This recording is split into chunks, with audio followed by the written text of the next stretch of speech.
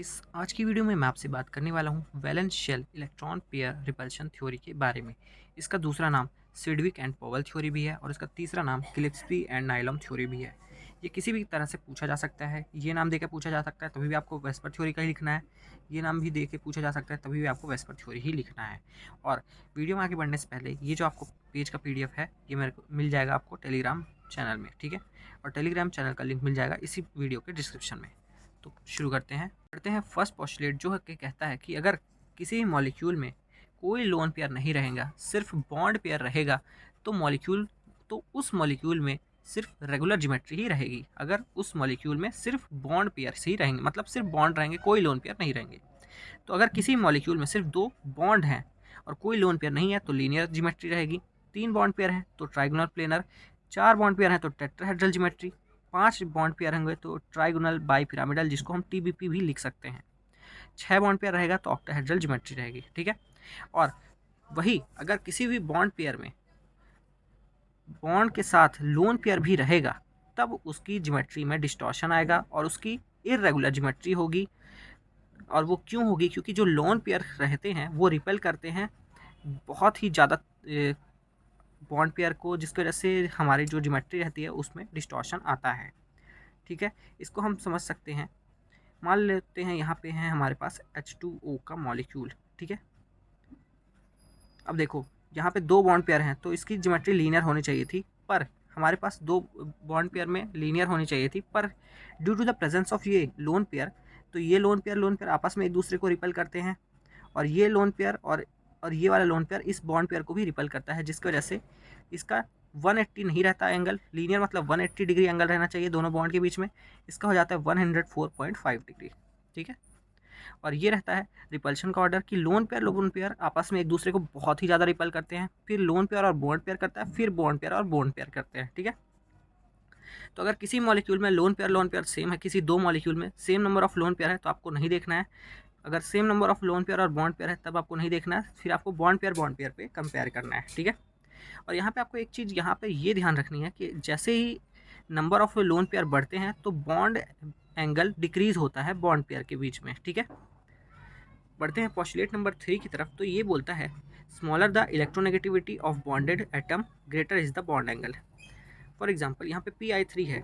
अब हमें पता है कि क्लोरीन की इलेक्ट्रोनेगेटिविटी सबसे ज़्यादा रहती है, फिर ब्रोमीन की, फिर आयोडीन की। तो हमें ये पता है कि क्लोरीन की ज़्यादा रहती है, तो जितनी ज़्यादा इलेक्ट्रोनेगेटिविटी होगी उतना ही कम बॉन्ड एंगल होगा, ठीक है। और जितनी कम इलेक्ट्रोनेगेटिविटी होगी उतना ज़्यादा बॉन्ड एंगल होगा। तो यहाँ पे मैं बॉन्ड एंगल लिखना भूल गया, पर अगर मैं बॉन्ड एंगल लिखूँ तो ये होता है Pi3 का 102 डिग्री, PBr का रहता है 101.5 डिग्री और इसका रहता है 100 डिग्री। क्योंकि ये सबसे ज़्यादा इलेक्ट्रोनेगेटिव है इसीलिए इसका बॉन्ड एंगल सबसे कम है। ये मीडियम है इसका बॉन्ड एंगल, और ये मीडियम है इसकी इलेक्ट्रोनेगेटिविटी, इसलिए ये मीडियम है। इसकी सबसे कम है इलेक्ट्रोनेगेटिविटी, इसलिए इसका बॉन्ड एंगल सबसे ज़्यादा है। तो आपको यहाँ पे ये याद रख लेना है कि इलेक्ट्रोनेगेटिविटी है वो है इन्वर्सली प्रोपोर्शनल है बॉन्ड एंगल के, ठीक है। और ये कब के केस में है? जबकि सेंट्रल मेटल एटम सेम हो। नंबर 4 यही बोलता है कि रिपल्शन जो रहता है ट्रिपल बॉन्ड में सबसे ज़्यादा रहता है, फिर डबल बॉन्ड में रहता है, फिर सिंगल बॉन्ड में रहता है। ट्रिपल बॉन्ड का रिपल्शन सबसे ज़्यादा है, फिर डबल बॉन्ड का है, फिर सिंगल बॉन्ड का है। आ गए हैं 5th पोस्टुलेट में। तो आखिर 5th पोस्टुलेट क्या बोलता है? Repulsion between electron pair in filled shell is greater than incomplete shell. मतलब कि H2O में ज़्यादा होगा रिपल्शन और H2S में। आखिर ऐसा क्यों? तो इसका सबसे बड़ा रीज़न ये है कि वैलेंस शेल जो सल्फर का रहता है वो इनकम्प्लीट रहता है, जबकि ऑक्सीजन का जो वैलेंस शेल है जिनमें 8 ही इलेक्ट्रॉन रहते हैं वो कंप्लीट हो जाता है इस पेयरिंग के बाद, ठीक है, या फिर मॉलिक्यूल बनने के बाद। 10 repulsion in H2O is more, hence bond angle is larger than H2S। ऐसे भी समझ सकते हो कि ऑक्सीजन का साइज छोटा रहता है क्योंकि उसका जो लास्ट रहता है ऑर्बिटल वो रहता है 2p, और जो सल्फर का रहता है वो रहता है 3p।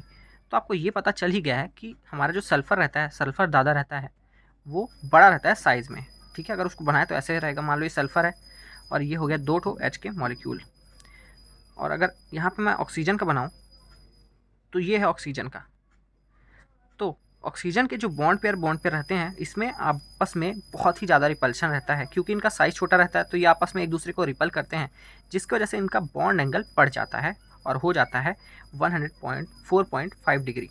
जबकि ये सल्फ़र का साइज़ बड़ा रहता है, तो बड़ा साइज़ होने की वजह से ये एच और ये एच के बीच का जो दूरी रहती है वो ज़्यादा रहती है, जिसकी वजह से इन लोग के बीच में रिपल्शन कम रहता है, इसीलिए इसका जो वो रहता है बॉन्ड एंगल वो रहता है 92.2। कहने का यही है कि अगर ज़्यादा रिपल्शन होगा तो बॉन्ड एंगल भी ज़्यादा हो जाएगा, क्योंकि आपस में एक दूसरे को ज़्यादा रिपल करेंगे, एक दूसरे को ज़्यादा धक्का मुक्की करेंगे तो ज़्यादा दूर रहेंगे। पर अगर ज़्यादा धक्का मुक्की नहीं करेंगे, एडजस्ट कर लेंगे एक दूसरे के साथ किसी तरह के रिलेशन में, तो उनके बीच में जो रिपल्शन है वो कम रहेगा और बॉन्ड एंगल भी कम रहेगा और दूरियाँ भी कम रहेंगी उन दोनों के बीच में। अगर उन दोनों को आपस में एक दूसरे से कम प्रॉब्लम होगी तो उन दोनों के बीच भी कम दूरियाँ होगी, आप ऐसे समझ सकते हो। सो गाइस, ये था एक छोटा सा वीडियो। अगर आपको ये वीडियो अच्छा लगा इसको लाइक कर देना, और इसका पीडीएफ आपको मिल जाएगा मेरे टेलीग्राम चैनल में, तो वो लेना मत भूलना, क्योंकि वो बहुत ही अच्छा रहेगा आपके एग्जाम पॉइंट ऑफ व्यू के लिए। सो गाइस, मिलते हैं नेक्स्ट वीडियो में, तब तक के लिए बाय बाय।